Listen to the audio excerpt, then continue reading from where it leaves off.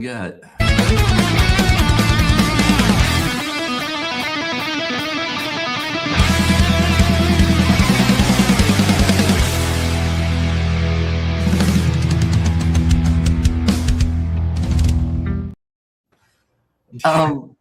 I looked a little bit like a cross between myself and Gordon Ramsay.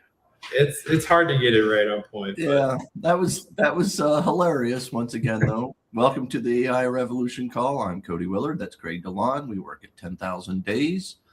We invest in tech, revolutionary tech like AI. John De, my old friend from college at UNM, and has been working in the AI/machine learning / ontological software world for 28 years. 28 years. Is that about right? Yeah, sure. I think it's about right. No, I think it's even longer than that. 30 years. I go from 98. So, oh, yeah. All right, then 28. According to my AI math. It is just, we've been doing this call now off and on most Mondays for almost 3 years, I think. And right. Yeah. Are we officially going to be distributed through Apple Podcasts? Can we find this on now Spotify? You can search for it on Apple Podcasts. You can't search for it on Spotify just yet. Why are we not on Spotify yet, Craig? Because Spotify is a different animal. It's a different beast. I think my daughter's going to need to find us on Spotify. She's not going to Apple. Okay. All right. So eventually you guys will find us on Spotify, but we are now officially podcasted. This will be the first official podcasted AI Revolution call from this group. Anyway, very exciting. We used a little bit of AI to get there, did we not, Craig? Yeah, just to figure out how to do it. It was something I've never done before, but I got a few different leads on different companies that facilitate that. So Apple is very picky. Spotify is even more picky on how to get everything set up. And it won't, unless your picture is perfect, the correct amount of pixels, and you have to make sure there's no copyright stuff anywhere, and all. You have to I don't know, it's a lot. But Podbean was really cool, and it's very easy to use. So all right, good. We got to get you a better mic. You sound like you're in a cave. Okay, let me see if I can fix that. You sound like you're in a large room with a piano in the back, which fits, Yeah, actually, I mean that's the background works with the sound effect, purposeful or not. I read something today. There's a couple billion people online, and we're already over 1 billion monthly users of AI. Read something today. It's something like 600 million daily users now. 1.3 billion daily users of the internet, and 623 million, something like that, users of AI on a daily basis. And, I certainly, what I was going to say was over the last 3 years, we've gone from when we first started doing this, it was new, ChatGPT moment had just recently happened within the last few months, I would bet. And John, of course, had been doing this stuff for 20 or 30 years, so it wasn't necessarily new to him. But, there was a true inflection point there, and it changed everything. And certainly over the last 3 years, we've gone from it being a little bit of a novelty to being integrated into our lives. Like I notice my 50-year-old wife who is constantly on Gemini. I mean, just asking, how do we keep my sweater from shrinking? How do we, what is this stuff in the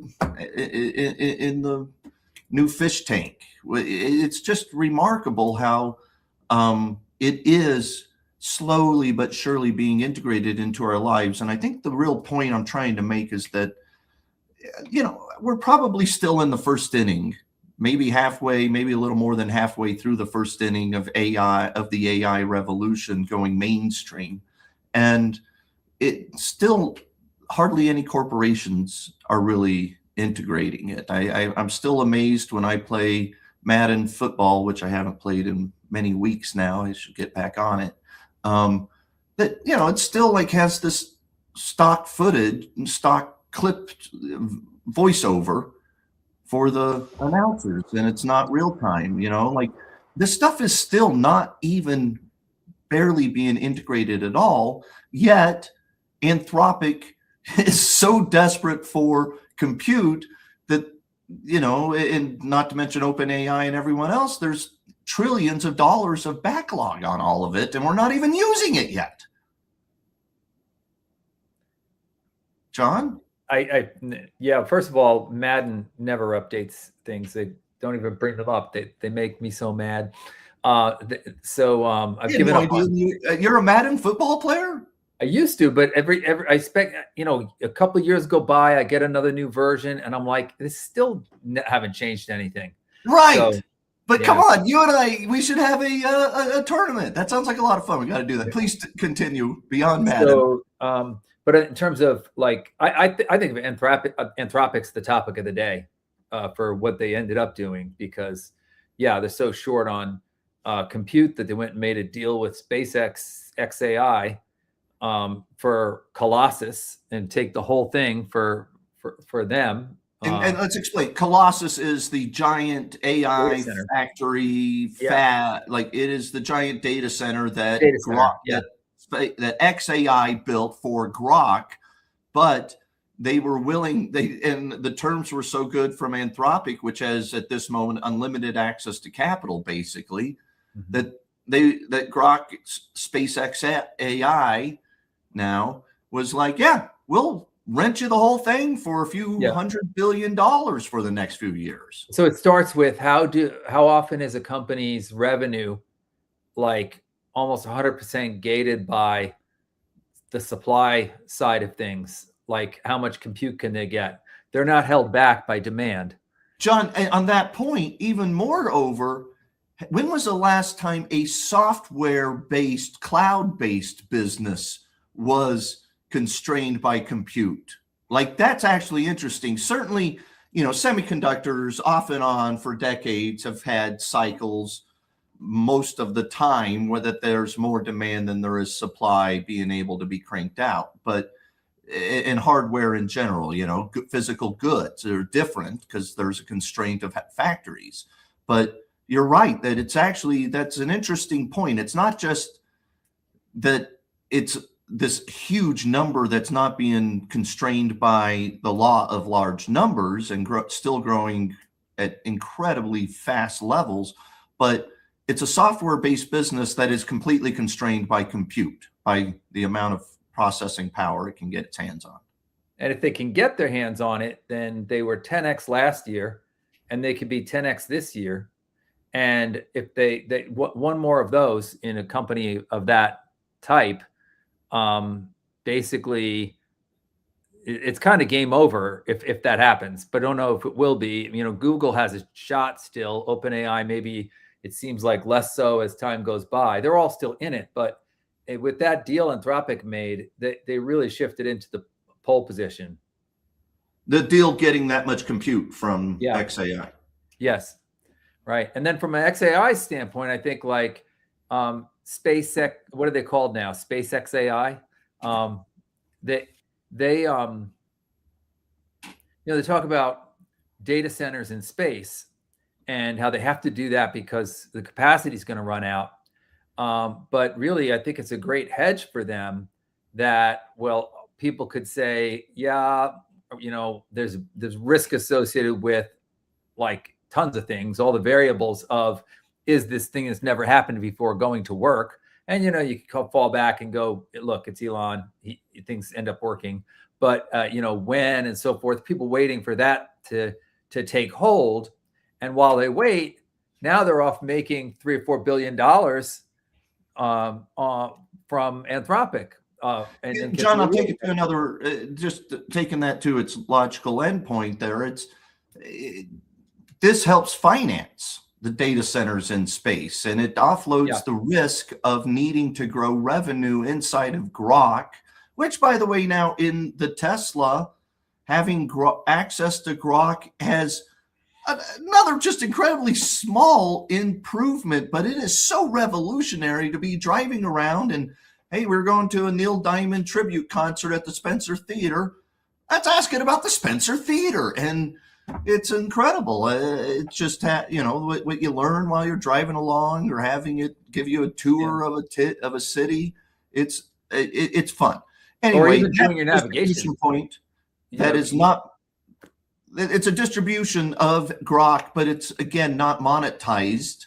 And Grok has not been really monetizing its compute, improving its ads and things like that, but certainly not at the scale that like Meta has been doing. But this actually offloads the risk of needing to try to monetize Grok and get data centers into space. It helps finance it. Yeah. Directly. Yeah. Yeah. I mean, let's face it, Grok is a little behind. It's just not the leader. It's also newer. So it needed some time to catch up. But these things can go on and happen, and he doesn't have to worry about that. He can be like, he can handle the sort of the competition or whatever and say, yeah, I'll get you your compute, but it's going to be my compute later. Yeah. It's a bit of a pivot for XAI / SpaceXAI into becoming a neoscaler, not a hyperscaler like Microsoft, Google, and Amazon, which have giant $100 billion existing cloud businesses and are now hyperscaling the AI side of that. But it's more like a CoreWeave or a Nebius that is building AI compute that can be rented out profitably at scale. And of course, you got Elon with his first principles and endless refining and risk-taking approach to it all. So, it's truly exciting times. Anthropic is the topic of the day, John, and by that you meant the deal with XAI, but in general, just the lead of Anthropic ahead of ChatGPT. Everyone, I'd say, sans Gemini, Google's Gemini, it's still just growing leaps and bounds, in large part because they have distribution of every Google search, not to mention every Android device and soon every Apple device. But the underlying core of what you were sort of hinting at there, John, would you elaborate a bit on? Well, I think it almost feels like maybe Anthropic's lead is increasing. Yeah, I think that if their growth rate is above Gemini as well, and Google would be the ones that could turn this around if they turn it around. But Anthropic, if they're able to maintain the rate they've got, which has been barn burning, they could be a $3 trillion revenue company within 2 years or something. It's something crazy like that. It's been 10x times 10x is what.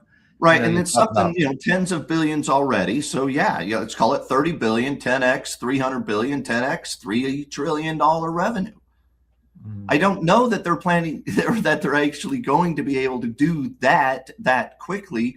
But, we talk a lot about what I do as a revolution investor and trying to invest in the most revolutionary technologies and the companies / platforms that drive them is in many ways inevitable. Like these outcomes are inevitable. The question is one of timing. So someone's going to be doing $3 trillion of AI LLM revenue within the next few years. The question is it Anthropic, and is it within 2 years? And that segues me to another point I'm struggling with internally. It's an internal struggle for me as a revolution investor. Maybe verbalizing it out here will help me process it to a new point for once. That the biggest mistake I make is ever doubting how big these revolutions get, because I talk about them creating it used to be trillions of dollars of economies. Now I look for technologies, revolutions that create tens of trillions of dollars of economic activity. And how quickly the market can discount that stuff versus how quickly it actually inflects and becomes reality is this ongoing battle. And I strive, as the way I trade and invest, be buying fear, buying when markets are down, like I was doing 6-8 weeks ago when everyone was in panic about the Iran war, and we were getting some great pitches, and literally went out for a money raise for the first time since I launched my fund because I was so excited about the setup. Here we are 6-8 weeks later, and many stocks have doubled or tripled. Many of them have, rallied 30, 40, 50%, and the markets themselves have been on fire, and we're at new all-time highs. And it's this, John, like you just talking about, like the potential and even maybe probability of Anthropic hitting $3 trillion in 2 or 3 years is why these markets and these stocks, these AI infrastructure stocks, are doing what they're doing. It's trying to continue discounting this incredible shift in economy and in society.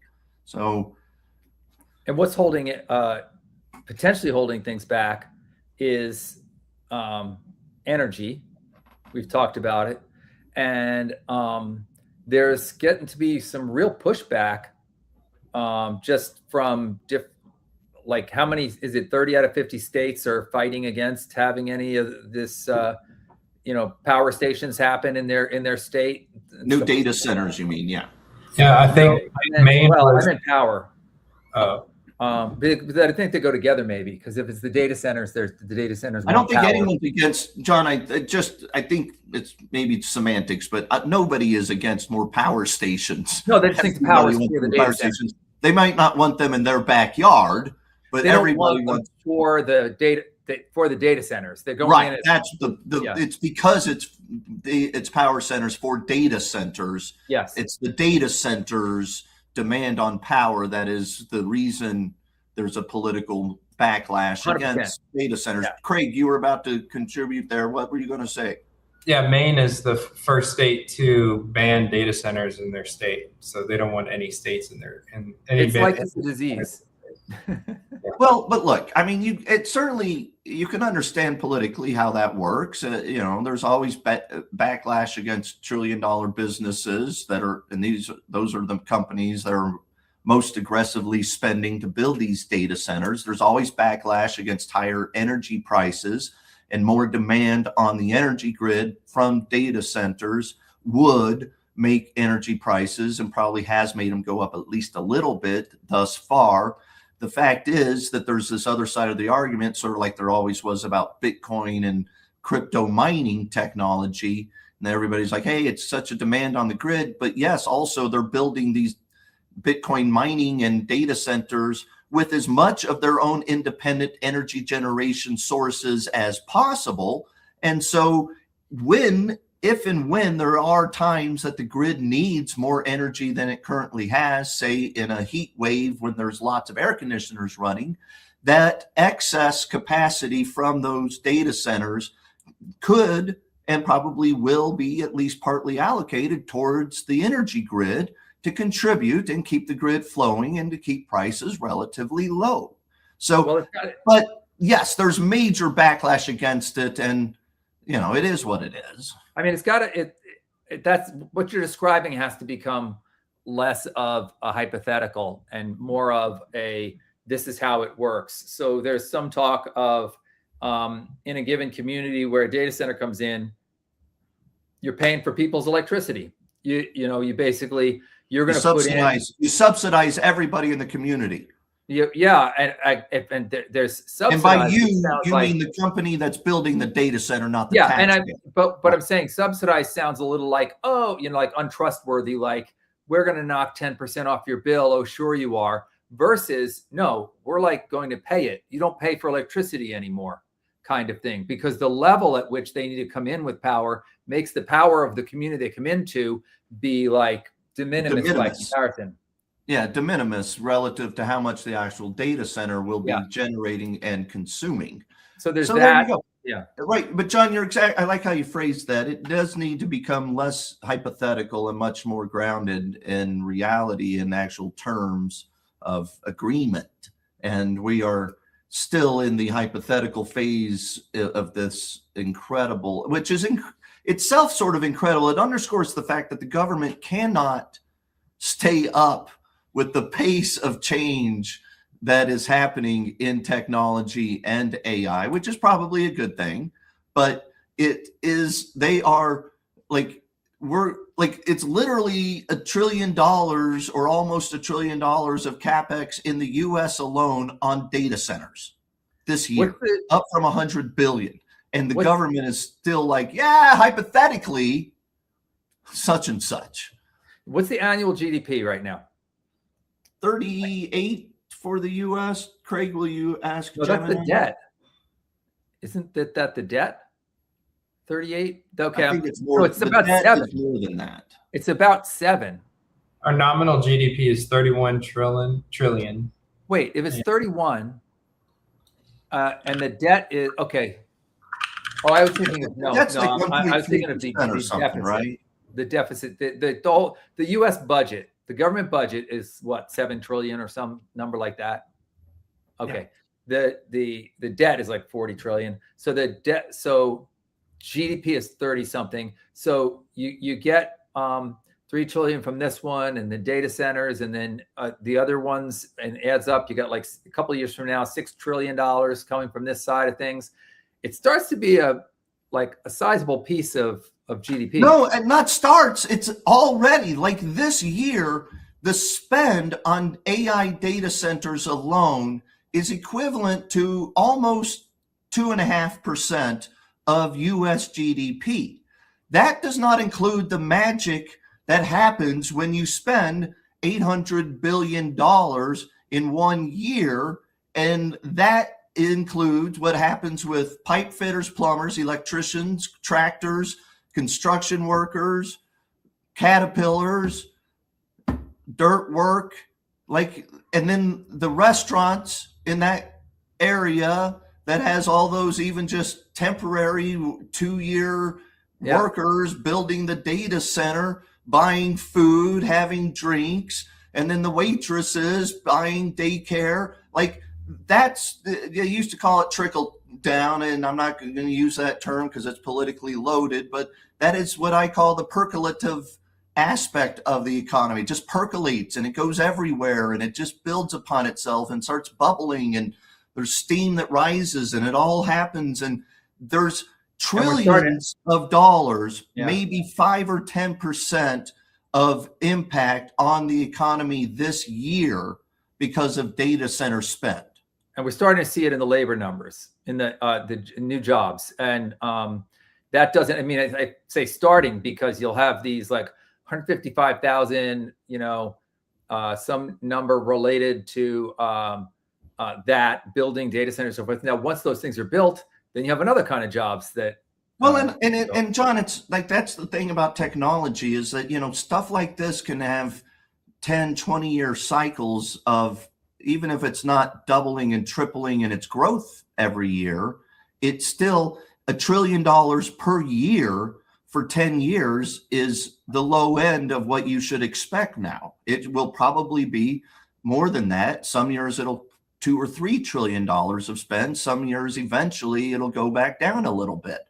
But it's not like it just happens once. It, like, the amount of compute that's going to be continually demanded to do all of the AI generative stuff, all of the AI, the flywheel of AI, creating AI that uses AI, that creates more AI, that needs more AI, that uses more AI, is self-reinforcing for many years to come at least. And so it's not like it goes away. It's not like all of a sudden, hey, well, we built $1 trillion this year, we can go back to 100 billion in spend next year.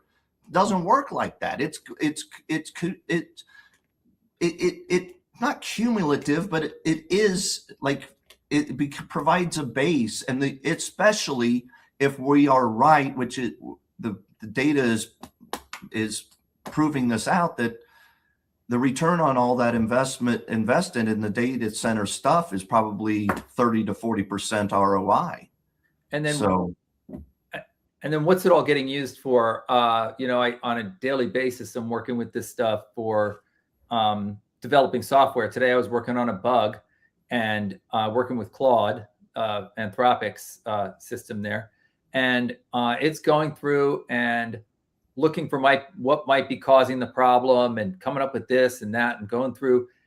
It went through a system that has 1 million lines of code to go and come up with what was actually happening that was causing this particular issue. And then came back in English with, here's what happened and why. And it was this last piece of code that got put in that was supposed to do this, but instead in this situation does this. And, you know, it's like incredible. Like it would take people. The minutia, the detail to which it can go down and find that stuff, and the pace at which it does it. And it's always the whole point of what we're talking about is like, this is the worst it's ever going to be. It's just going to get better and better as more and more spend and more build and more compute happens. It would have taken a team of people a week to find what it found and for it to work it out. Used to be a competent, hardworking team at that. Yeah. Right. You know, yeah. And we used to be like, oh, okay, we'll let it participate. We might get something from it. And now it's like, it lets us participate. You know, it's doing most of it.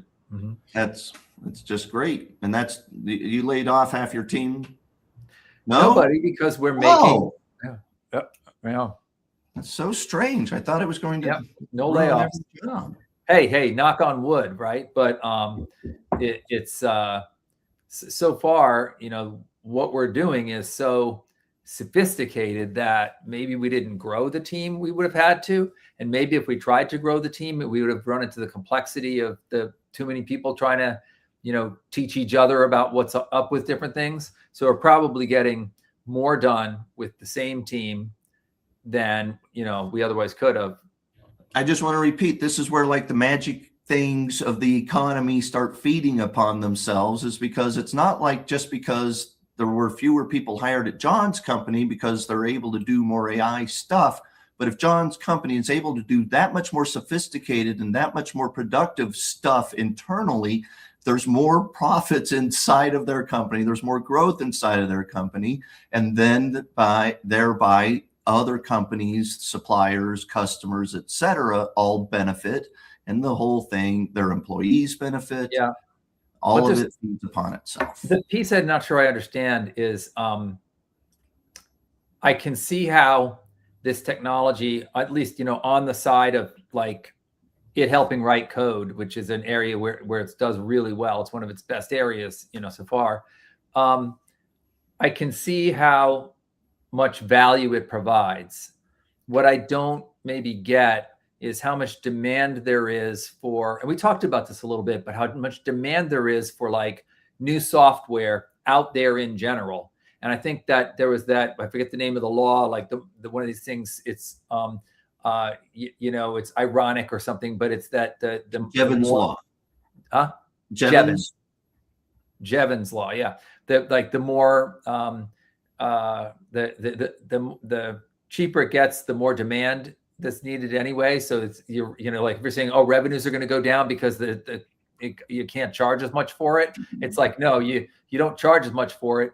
And but if you do 10x as much and you drop prices in half, you still make a lot of growth. Yeah, but where does the 10x come from? And it's the fact that there is the demand like that was held back because it was expensive, but there's also a demand. Well, yeah, and there's a demand that never could be fulfilled because it would have involved trying to hire more programmers than exist in the world. And even just complexity of managing any of it at all is more than most people would ever want to do. John, the thing is, I would argue that, look, low talent, low value add employees who do coding okay, like, yes, that their jobs are threatened, and I'm not sure those are ever coming back. I'm sure there will be other things to do because AI, the whole point of AI is its ease of use, and all you have to do is talk to it. So if they have any internal drive at all, there will be some opportunities, and there will be other jobs and other things you will be able to do. Beyond that, the amount of growth of just random software apps that can do random quick things for you because AI is so effective. You just tell it, hey, I need to, create an app that tracks my entire itinerary, make a visualization of it, show me on the maps where I'm going. I just did a whirlwind 10-day trip I was in 16 different airports on 8 different flights, including connections, 2 different boats, a train, 2 countries. And it would have been amazing to actually just have a one-off app that tracked all of that and helped me manage it. And that is, at some point in the next few months, couple of years, just a random example. What I always tell people is I'm smart enough to realize that we need all of this compute because there's so much demand, but I'm not smart enough to tell you all of the millions of ideas and services and applications and random stuff that people are going to do with it. Yeah, I feel like I am not as smart as you're describing. And I guess I had this naive sense that for any given company that's like, just because they were struggling to get like a scheduling app and an app that helped them do financial analysis or something, and that's basically, if they had those things, that was all they were out trying to get anyway. So they'd be done basically, because they've been spending 2 years with teams of people and projects and outside contractors trying to get those 2 big things done. But it turns out the only reason those were the 2 things they were trying to get done was because they didn't know, or there was no way for them to get 15 things done. And now there is. And really their whole business, which is around kind of getting themselves to a new level of service, of support, of the products they can put out, of how fast they can put those products out, of how much goes into getting the supply chain. It's like everything they do has the opportunity to be optimized. And, before I didn't think of it as that there was that demand there. But now that I see what's possible, I can see how all this demand could be like. That's it. I mean, every guy who runs any business, any woman or man who runs a business knows all of, like Craig used to help manage restaurants. Like any manager of any restaurant knows all of the little things that they could possibly be using. I have a medically fragile daughter, and we have a log that tracks every time she pees, poops, gets medicine, whatever's going on. There's a little diary at the end of it to make notes. And we've been doing it that way for 10 years. And I tried maybe a year and a half ago to have AI help me create an app to do all of that, and it wasn't ready for prime time yet. We're going to try it now again, probably this weekend, and rebuild it. And there's just like personally ideas, like personal things I need software coding for that I never would have considered trying to actually build were it not for that being as easy of use. Right, Craig, I can tell you wanted to say something. Yeah, well, I mean, if you listen to Meta's earnings call, I mean, what we're talking about here is basically what Zuckerberg was describing, because you have OpenAI and Anthropic really focusing on enterprise and coding, and Codex is great, and 5.5 is great, and then you have Opus over here, and these 2 titans over here, and Meta's in the corner, and people aren't really sure what Meta's trying to do.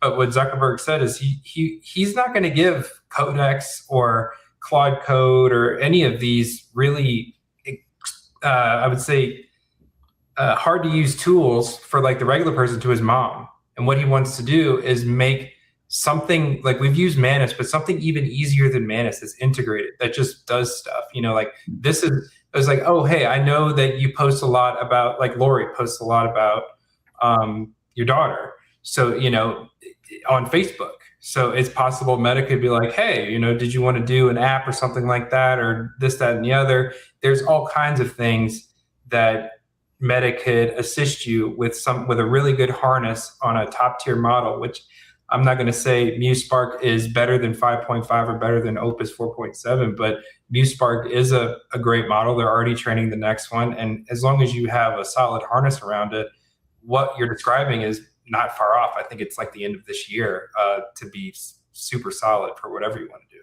That's awesome input, Craig. Thank you. It is the TV anchor background in me that makes me want to give everybody a little, explain a little bit of what you were saying there. Simply, Meta's latest AI model is called NewSpark, and Meta's trying to use that internally in the the 5.5 and the Opus 3.7 or other AAI LLM models competing against Meta's NewSpark, which is what Muse in there. MUSE. Yeah, sorry, MuseSpark. Yeah, Muse. Yeah, I think I was saying NewSpark, but it's MuseSpark. MuseSpark.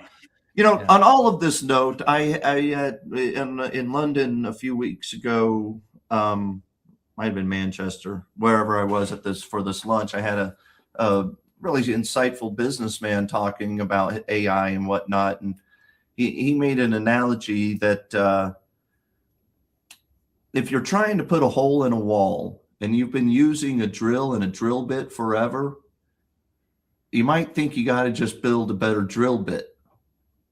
You got to build a better drill. And then someone else comes along and they're like, hey, we could blast a laser through the wall. And it's free and instant once you buy the laser and you don't work down that. And it's like, you have to remember, John, sort of what you were talking about, like, the goal was never a calendar. The goal was to simply facilitate doing better, quicker, more productive business. And that's always what software's only purpose truly is. It became an industry unto itself, obviously, software to improve using software and software built on other software. It's endless loop. But in the end, every application, every service is simply someone trying to put a hole in a wall and something that helps you do it. The drill and the drill bit are an application themselves. Yep. Yep, you can transcend it all. Robotics. I'll simply say. Next thing. What's that? That was my next thing. All right. Well, you want to segue it, or you want me to? I just want to. I want us to be evidence-based about how we pick our winners, as opposed to kind of reputation-based.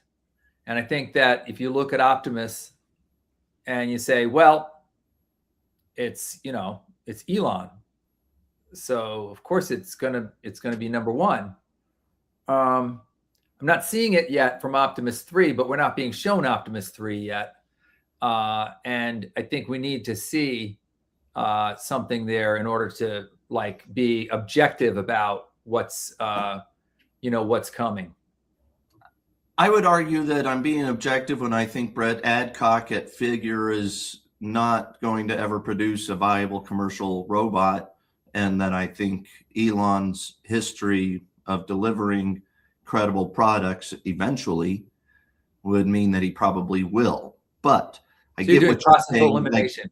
But right now, presently, it's not like they're like, hey, look at the latest Optimus stuff. I think they're keeping it a bit under wraps for several reasons, but there's actually a bigger discussion to have here.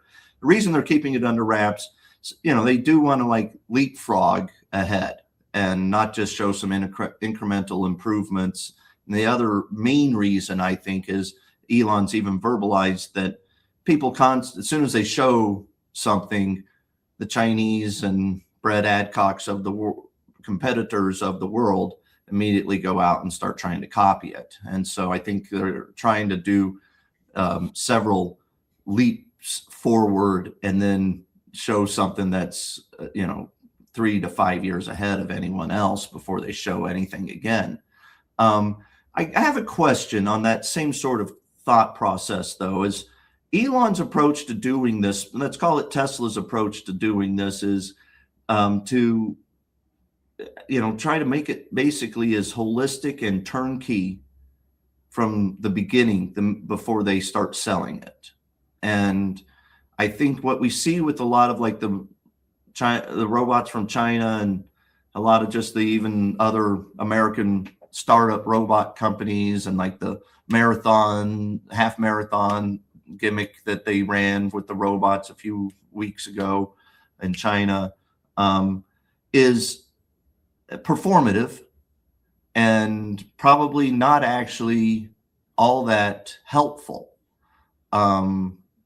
And I think what Elon has learned from full self-driving, and how long and hard it's been to go from idea 12, 13 years ago, or probably 15 years ago, the idea, to implementation and eventual actual execution and pulling it off and having a fully autonomous product, is that, you've got to get it at least to a point that blows people's minds, and it does have value and everyday use case scenarios that it can do from the minute you deliver it to people.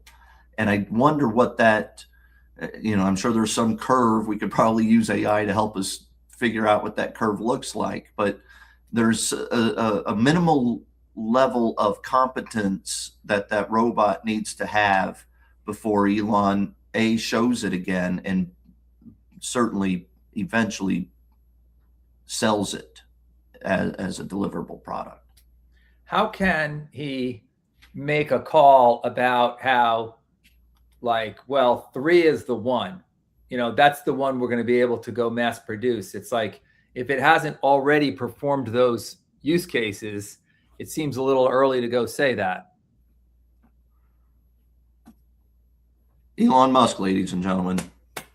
In other words, it's partly to drive his teams to do the impossible. You make impossible timelines, and then you try to get them filled in. That's a large reason why he does that. But I don't think 3 is going to be ready for prime time, and I think it'll be 4. And it'll probably be next year before they'll even really start rolling them out in mass at any scale. I'm even talking hundreds inside of the Tesla factories. It's okay. I mean, this is one of the most impactful revolutions of all time, and it's not going to happen as quickly as everyone wants, but it's going to happen more quickly than most anybody expects. So to my original kind of comment, it sounds like we can't do what I was describing. We can't be evidence-based because we're not going to get served the evidence until it's already a convincing case. I think that would be a better, more succinct answer than the one I just droned on about. No, I got it from what you said. So, all right. So I can't really, well, then, I mean, nobody can really make the claims. You can do you do what you've been doing, which is, and it's kind of like you've been doing for decades of, identifying things before other people because you kind of know what to look for and so forth. But it's funny you say that, John. That's right. I mean, that is what I'm paid to do. That's what I strive to do. And I work very hard to try to continually do it. And yeah, intuitively and logically both. My instinct, like I think it's the Optimus robot's going to be the killer, not killer robot, but the killer hopefully not application of robots. The most amazing, It'll be the category dominator. Yeah. And there will be millions, hundreds of millions of other robots sold, billions of other robots sold collectively. That was another thing I was going to say when I was going to the robotics revolution, is that, anecdotally, I'm hearing constantly about robots being used in industries they have heretofore not been used in, from farmers in rural New Mexico using robots with lasers to shoot the weeds in their crops, to robots tying rebar and hanging sheetrocks in high-rise constructions in Abu Dhabi.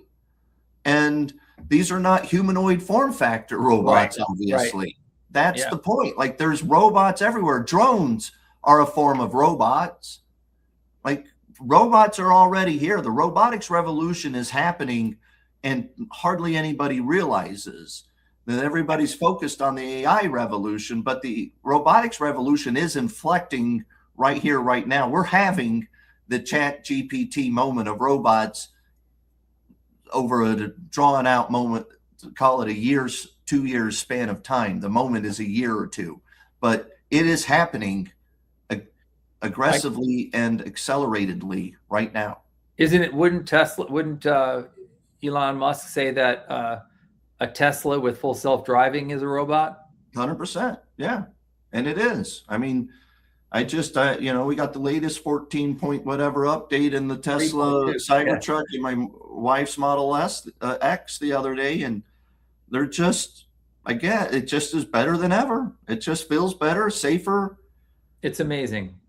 It's amazing. We use it regularly now. And it's like, before she wouldn't use it. And now, because my wife's the one who has the Tesla, and before she really wouldn't use it. And now we got the new Y with the, it's got the hardware 4 and the latest upgrade there. And it's like a person driving.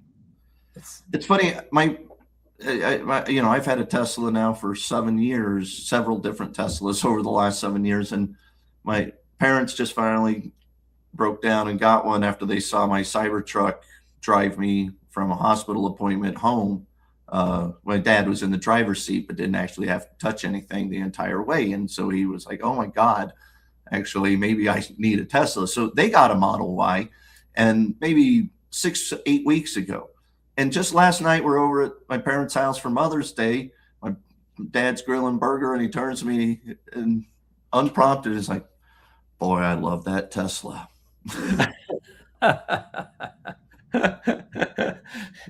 It's a pretty great vehicle. All right, last words. Oh, shoot, I just used up my last word. No, let's see. What else is happening AI-wise? Are you guys still using Manus or anything like that?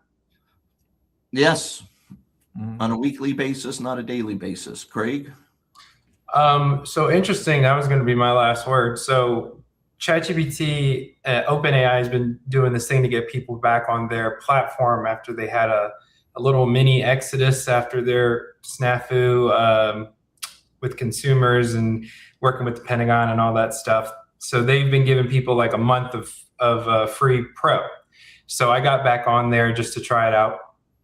And 5.5 is really freaking good. I think it's the best model out there for everything that I do.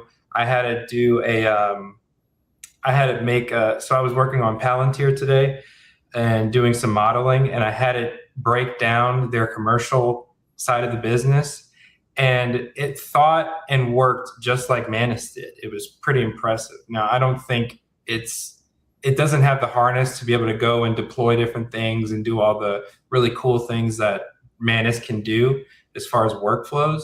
But as far as creating spreadsheets, getting data, really thinking through processes, 5.5 is very impressive. So the people over at OpenAI, can't stand Sam Altman, but I mean, there's some really smart engineers. They're doing some really cool things. So I know, and I wanted to bring up the fact too, Anthropic, they're struggling to find compute. They just did that deal with SpaceXAI. Don't steal my item. Don't go and throw another item on, and then it turns out to be my item.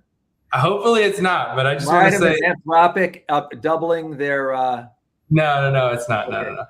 Well, I'm just saying there is one company that has no shortage of compute deals, and that's OpenAI. So we can't count them out just yet. So that's all I'll have to say about that. Okay, so speaking of compute and availability, Anthropic, they went and made this deal with SpaceXAI, and the same day they announced it, they announced that they doubled the limits, basically like doubling the tokens for everybody on the Pro plan and the Plus, the Pro, and the whatever on up, so that your max, I guess, so that people who felt like they were they kept running out before it would hit the is it a 5? I think like every 5 hours it resets. They kept having problems with getting enough kind of tokens to work with them, and they're like, bets are off. Have what you need. Here it is. They doubled it for everything right when they did that. My final word will be, if we used to use a hammer and nail, then we went to a drill and drill bit, and now we're at the laser, what comes after the laser? Not needing to put a hole in the wall. We're living in the simulation, I guess, would be the answer at that point. All right. Thanks, everybody. Peace and love. See you guys soon. Find us on Apple Podcasts. And YouTube and Twitter, X. Yeah, all that. We're social.